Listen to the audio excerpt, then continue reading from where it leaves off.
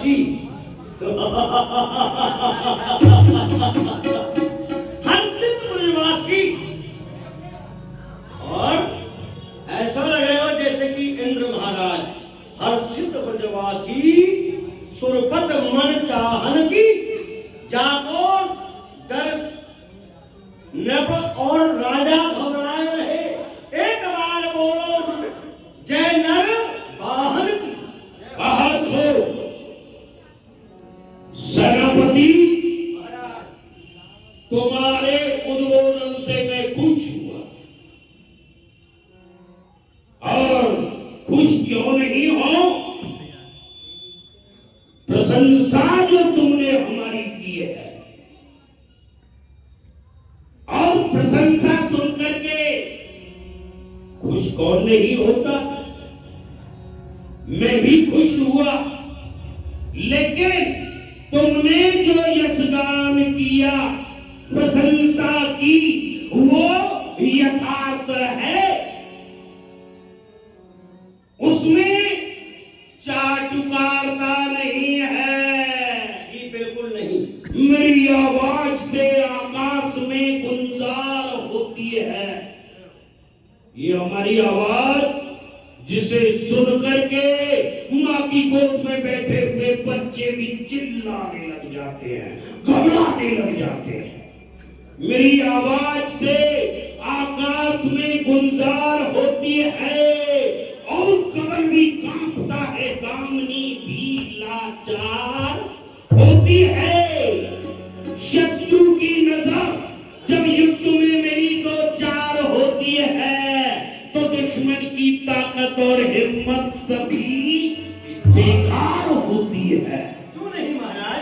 सेनापति, ब्रज के बगल ताज वाले हम सरताज कहे जाते हैं। जी महाराज। ब्रज के अंदर कोई भी ऐसा नहीं जो हमारे विरोध में बोल सके। जी बिल्कुल नहीं। कोई भी ऐसा नहीं जो हमारे सामने खड़ा होकर के हमारा सामना कर सके। अमित भी नहीं। और जो ये गांव है, गांव में रहने वाले ये छोटे मोटे जागीरदार, किसान, व्यापारी है, यह सभी तो हमारे नाम से ही कांपते हैं। जी महाराज। जैसे आपका ये माट गांव है। जी माट गांव है। जैसे पानी गांव है। जी महाराज। जैसे पानी गांव तो आपके डर की वजह से पानी ही पानी है।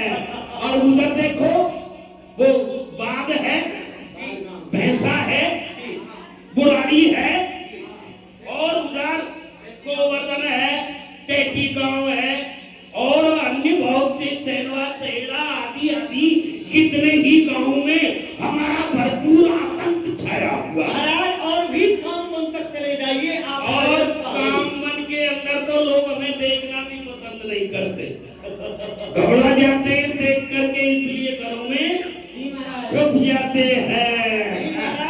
आपके प्रताप का सूरज उदय सरकार है, हर गली पूछे आपकी जय जयकार है। बहुत खूब।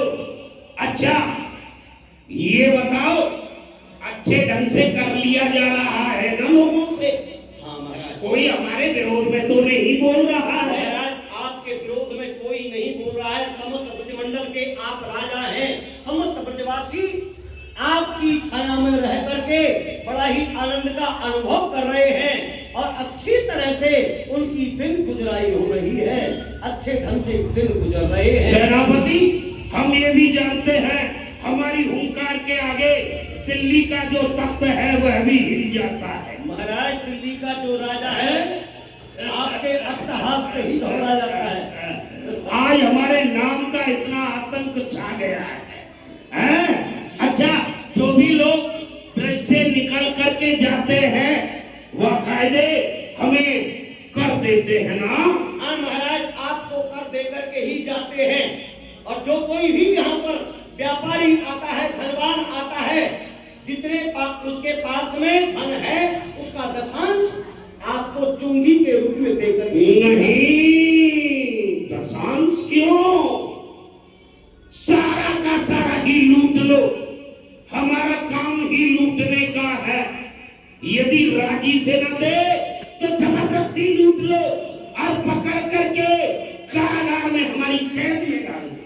ऐसा ही होगा। ठीक है कि नहीं? बिल्कुल। हमें ज्यादा धन की जरूरत है। अच्छा ये बताओ, वृंदावन का क्या हाल है? कई दिनों से हमारा उधर जाना भी नहीं हुआ है, विगत कई दिवस हो गए और वहाँ की कोई खोज खबर भी हम नहीं ले पाए हैं। सुना महाराज विनती में मेरी,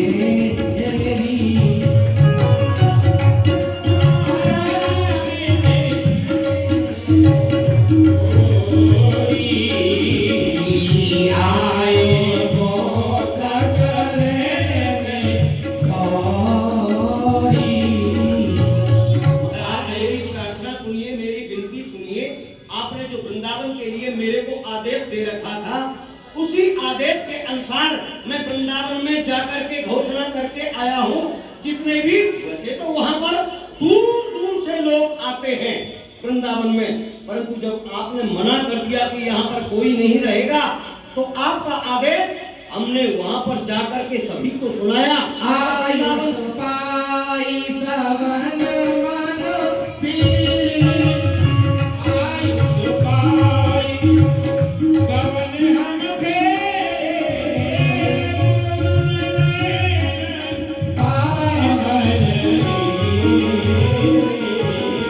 हम आपका आदेश हमने सबको सुना दिया और कह दिया।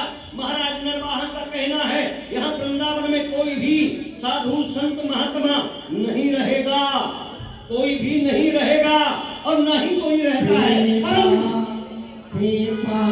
पुरुष एक तेज सहाई, हित की पे चली ना प्रभुताई। महाराज, परंतु एक बात और है, और क्या? हमने सबको वहां से भगा दिया, परंतु कुछ दिनों से एक संत हाँ, एक तेज बसंत बन ठोर सहाई, पर कर संग ओरे प्रभु सुखदाई। जहाँ पर यमुना कल कल करके बहती है, वहां पर एक टेर है, ऊंचा स्थान है। उस ऊंचे स्थान पर कुछ संत आए हैं और उन संतों के मध्य में एक संत बड़े ही तेजवान महापुरुष दिखाई देते हैं। महाराज, उनको भी हमने जाकर के अरे तुमने हमारे आदेश को नहीं सुनाया, बोला नहीं कि यहाँ रुकना मना। महाराज, बहुत वीर हम गाई नित पाता, बहुत वीर हम गाई नित पाता। आ जाओ मेरा होए उदासा। महाराज, हम कई बार गए उन संत महात्मा के पास में, अकेले ही नहीं है, उनके और भी बहुत से साथ में लोग हैं। महाराज, हमने उनको समझाया, परंतु क्या कहे और क्या पेड़ बताएं? जाए मत गई फेरी, लागे करन सेवा हो तेरी। महाराज, जब हम उन महात्मन के पास में जाते हैं ना, हाँ तो हमारी सोच जो यहाँ पर है वो उनके पास जाते ही बदल जाती है, परिवर्तन हो जाता है। कैसा, जरा हमें सुना के बताओ। महाराज, जब हम किस्मत नरवान भयो सुन सेनापति की बात, के लग्यो अचरज महा कैसे मत पल जा। भाई बड़े आश्चर्य की बात है। अरे दुनिया को बहुत कुछ हमने भी देखा है, हजारों को लूटा है, सैकड़ों को मारा है, ऐसा कैसे हो सकता है? हम सोच कर जा रहे हैं किसी को मारने के लिए, और जब उसके पास में जाए तो उससे हाथ जोड़ करके क्षमा मांगे। महाराज, ऐसा ही हुआ है। अरे कैसे हो गया, जरा बताओ। ऐसे हो गया कि हम अचरज अचरज भयो सुनो महाराज, एक घाट पे जल पिए सिंदूर मकरी महाराज। महाराज, एक बात बताएं, आप कहते हैं कि आपका परिवर्तन कैसे हो गया, आपकी बुद्धि कैसे बदल गई? जब हम जाते थे आपका आदेश सुनाने के लिए, तो महात्मा का दर्शन करते ही हमारे बुद्धि विचार ही बदल जाते थे। हमारे बुद्धि विचारों की बात छोड़िए, परंतु बताओ। अवसर ये है, जिस दिन से वहां उस स्थान पर वो महात्मन आए हैं, उस जगह पर ऐसा एक चमत्कार हुआ है, जो सिंह और पकड़ी, जो सदियों से, परसों से जिनमें दुश्मनी है, एक दूसरे के शत्रु है, विपरीत है। हाँ, परंतु अब वो विपरीत नहीं, कयो सेनापति का तुम नाम, कैसे रूप तेरी गुण धाम।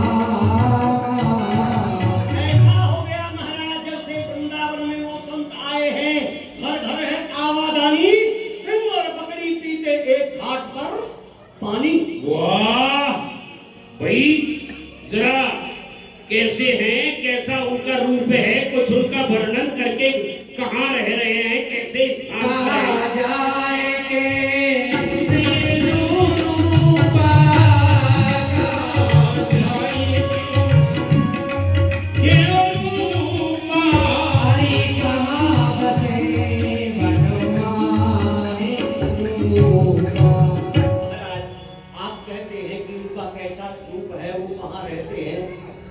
किस स्थान पर रहते हैं?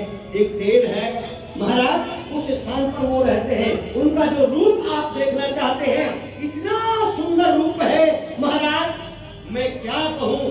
स्वयं कामदेव भी अगर नीचे उतर के आए, उनका दर्शन करने लगे, तो वह कामदेव भी लज्जित हो जाएगा। अरे आचार्य चारी हरिवंशी दूना,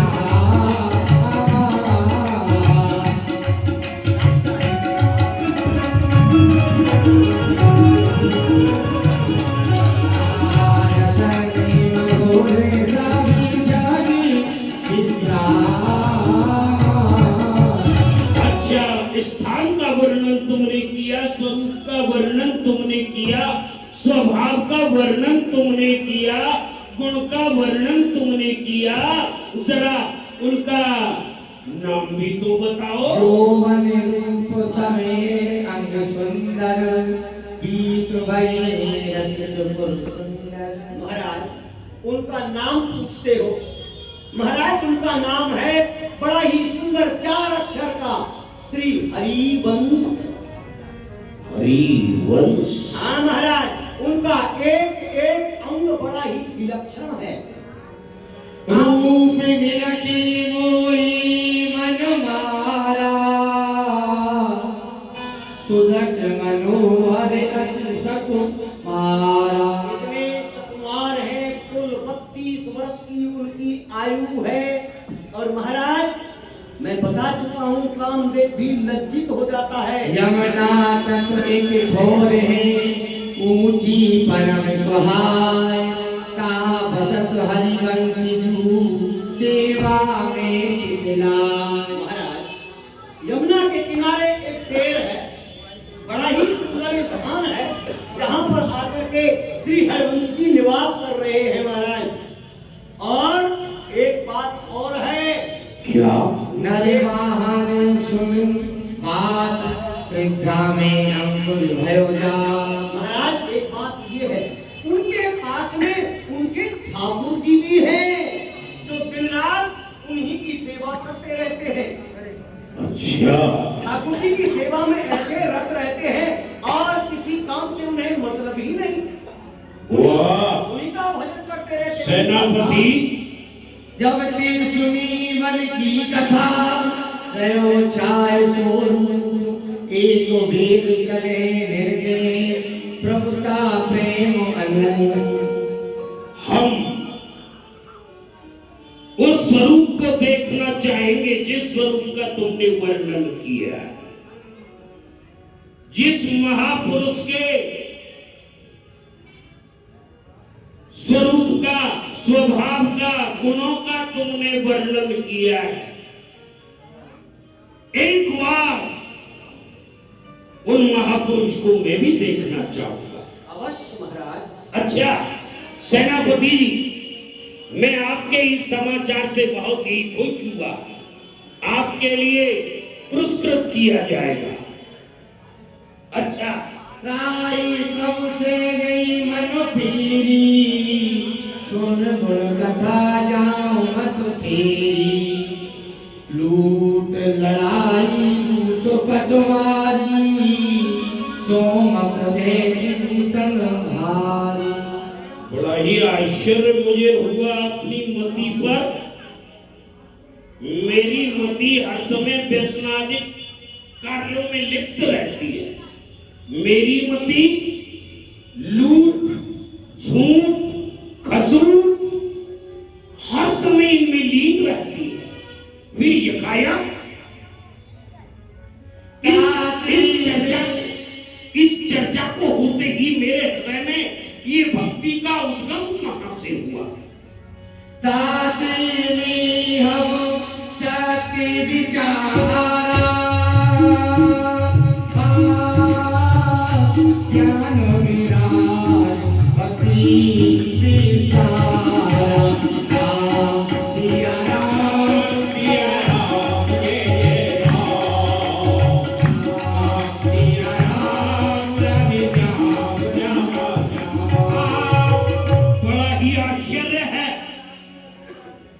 मेरा ये मन बुद्धि चित्त हर समय सांसारिक लूट खसूट में लगा रहने वाला चित्त आज सेनापति के द्वारा एक महान संत की गाथा सुन करके ज्ञान वैराग्य भक्ति का उद्गम मेरे हृदय के अंदर, ये कैसा चमत्कार है।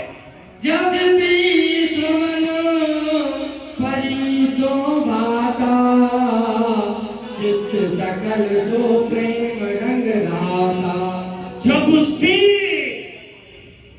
जब से मैंने सेनापति के मुख से वो महासंत की कथा को सुना है, तभी से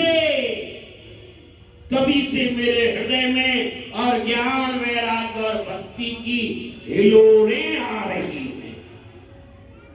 ऐसा क्या है? अच्छा, तो मुझे अब वृंदावन चलना ही पड़ेगा और चल करके अपने नेत्रों से स्वयं देखना ही पड़ेगा। और इस प्रकार से जब जोरावर ने हनुमान जी को सारी बात बताई कि महाराज हमारे सेवक अगर वहां पर जाते हैं सूरत को देख करके उनकी वाणी को सुन करके खुश हो जाते हैं और कुछ करने के लिए जाते हैं और कुछ हो जाता है। तो नरवार को भी बड़ा अचंभा हो गया कि अब तक मेरा राज सूरत के अंदर चलता था, ऐसी क्या बात हो गई। तो नरवार जी अब वृंदावन के लिए चलते हैं और इधर हमारे हरिवंश महाप्रभु भक्तों के साथ में बैठ करके और इस प्रकार से कथा सुनाते हैं। संतन के संग लागे तेरी नीति बढ़ेगी और संतन के संग लागे तेरी नीति बढ़ेगी। नीति बढ़ेगी तेरी किस्मत जगेगी। नीति बढ़ेगी तेरी किस्मत जगेगी। हो जाए तेरे भाग रे तेरी नीति बढ़ेगी।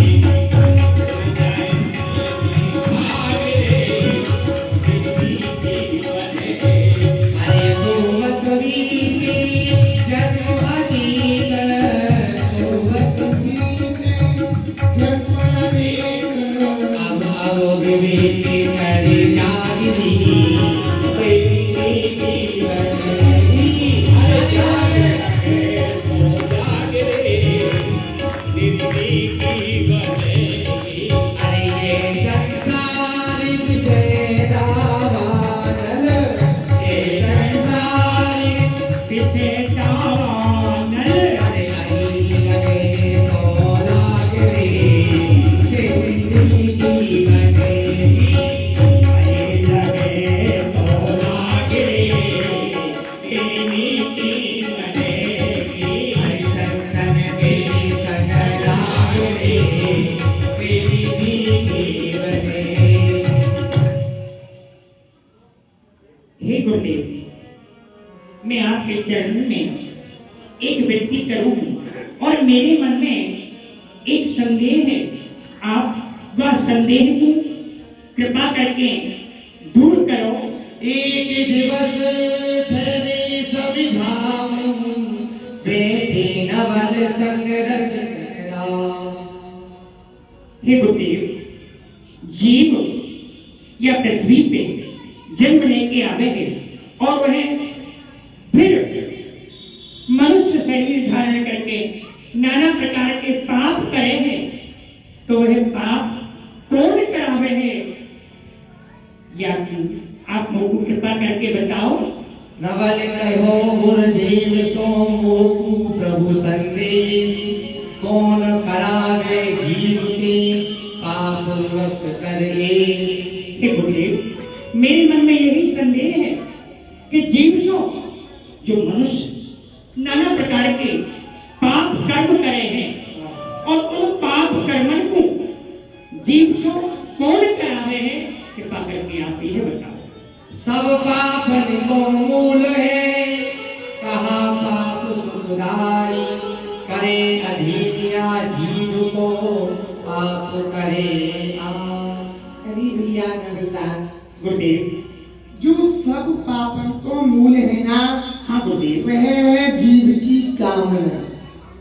कामना में विवश है कि जीव अनेक प्रकार के पाप करे हैं, अंत में वह जीव अधोगति को प्राप्त हुए।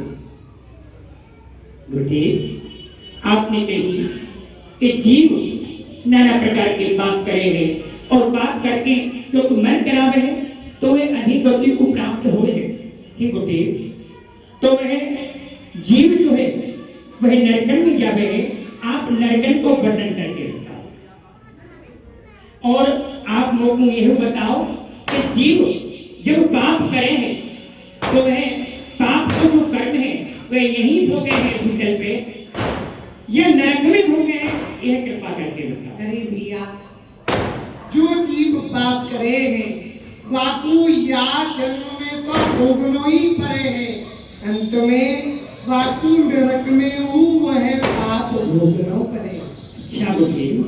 और भैया, हे गुरुदेव, तो आपने यह बताया कि जीव नरक में हो जाएंगे उन पापन को भोगे हैं, तो गुरुदेव कृपा करके आप यह वर्णन करो कि नरक किस प्रकार के हैं और कैसे जीव जो है वह कष्ट पावे हैं, कष्ट भोगे।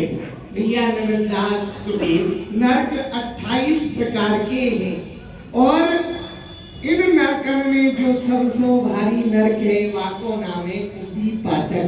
कुंभी पातक। और वह नरक को स्वामी स्वयं यमराज है।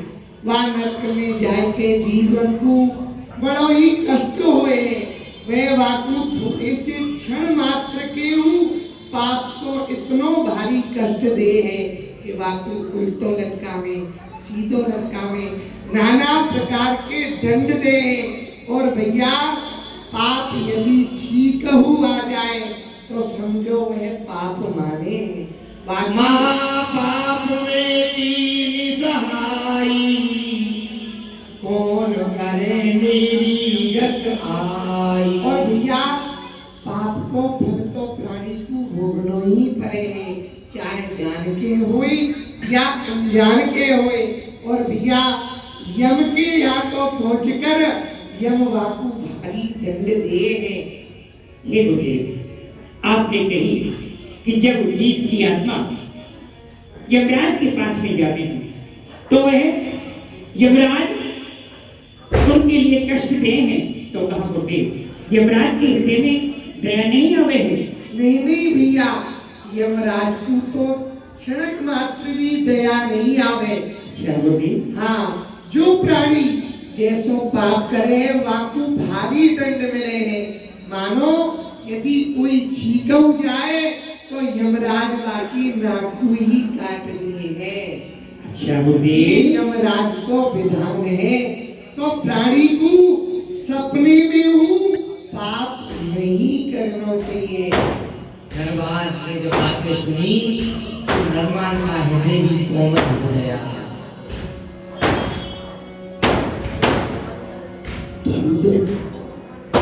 हे गुरुदेव, आप कहा छींक बहुत दोष माना गया है और दंड मांगा गया है। हाँ भैया कबलदास, प्राणी को देखो सदा अपनी कामना में ही रहना चाहिए। कामना कुर्सी ठाकुर जी के प्रति मोड़ देना चाहिए। हमारे भीतर हमारी 10 इंद्रियां हैं।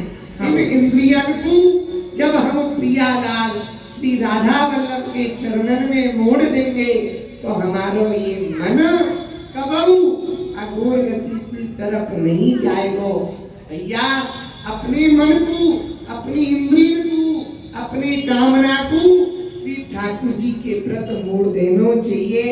जब हमारा मन, हमारी कामना, हमारी इंद्रियां जब श्री ठाकुर जी के प्रति मुड़ जाएंगी तो हमारे मन में सपने में वो पाप नहीं आएगा।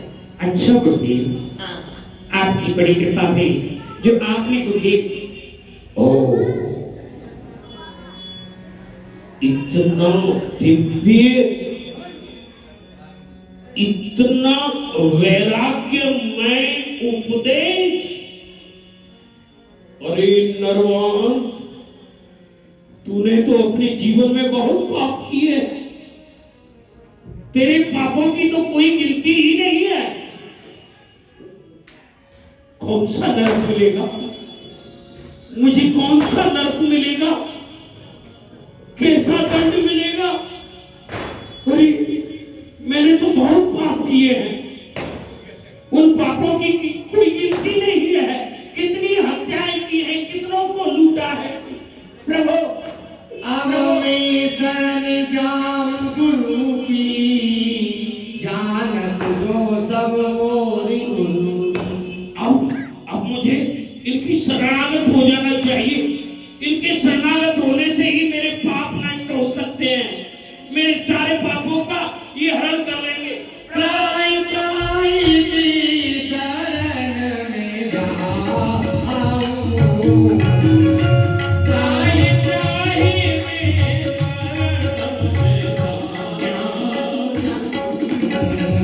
भक्ति जो दुर्लभ से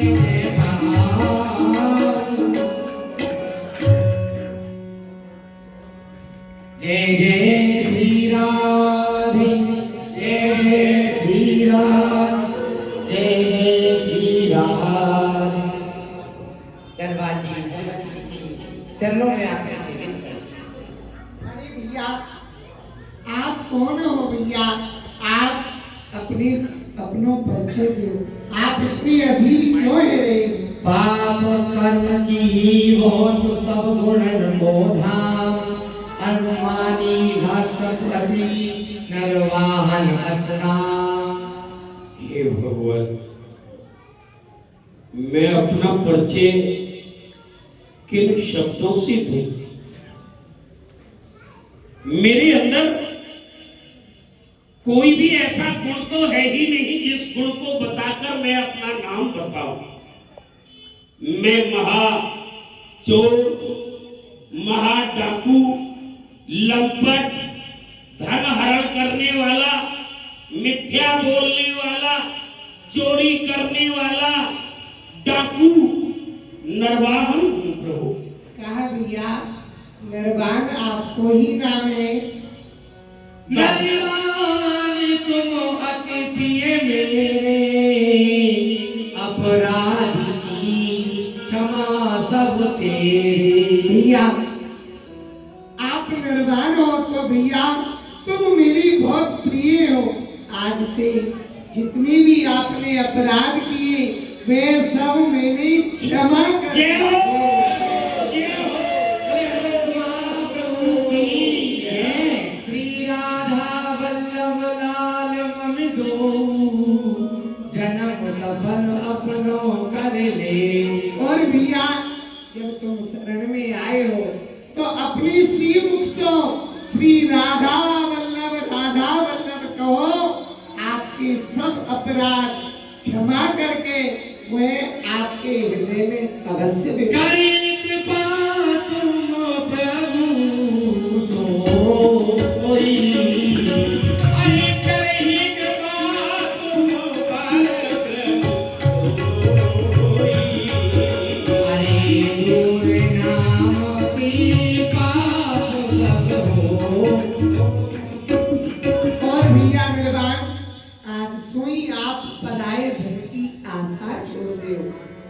और भैया आपने अभी कही कि मेरो काम है मारनो, लूटनो, चोरी करनो भैया, या सब वासना को छोड़ दो और केवल तुम हमारे श्री राधा वल्लभ को भजन करो। जय प्रभु, आपकी जब कृपा मेरे ऊपर हो ही गई है